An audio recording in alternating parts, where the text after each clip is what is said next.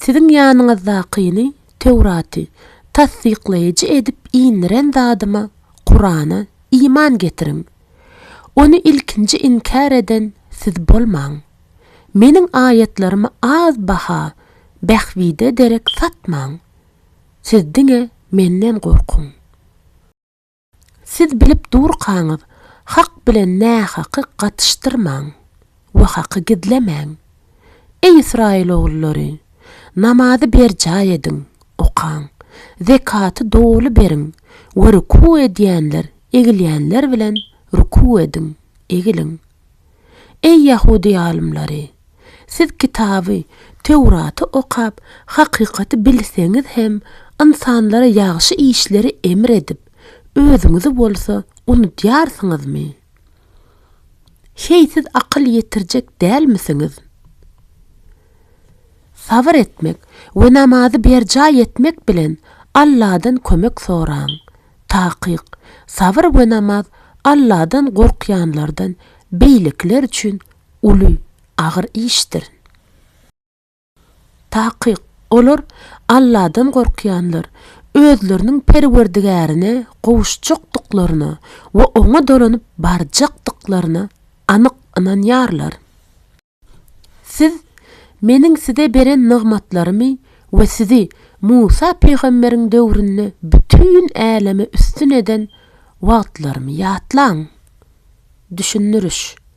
Öňkü döwürlerde haýsy millete peýgamber berilse, şol millet üstün hasaplanar eken. Ol millet hem özlerine iýeren peýgamber sebäpli awryly hasaplanypdyrlar.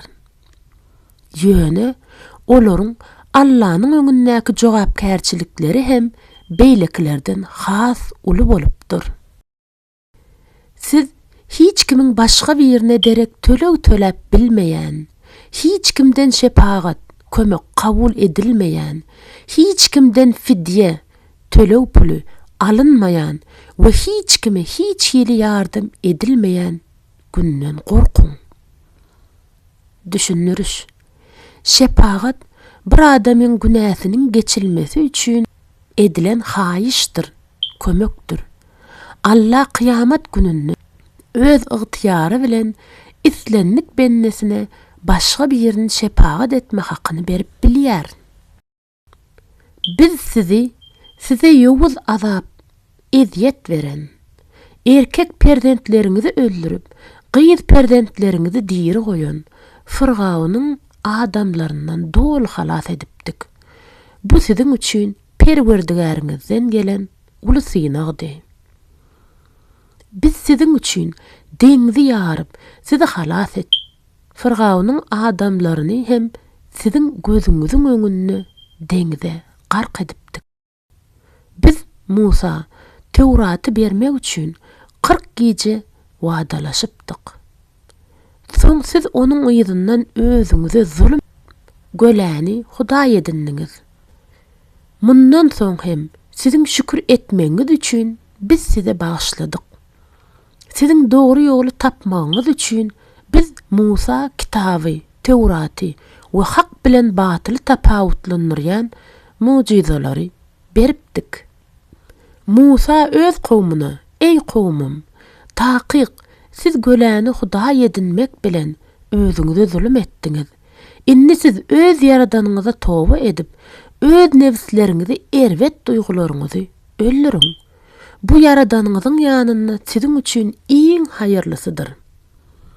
Belki ol siziň tobaňyzy kabul eder.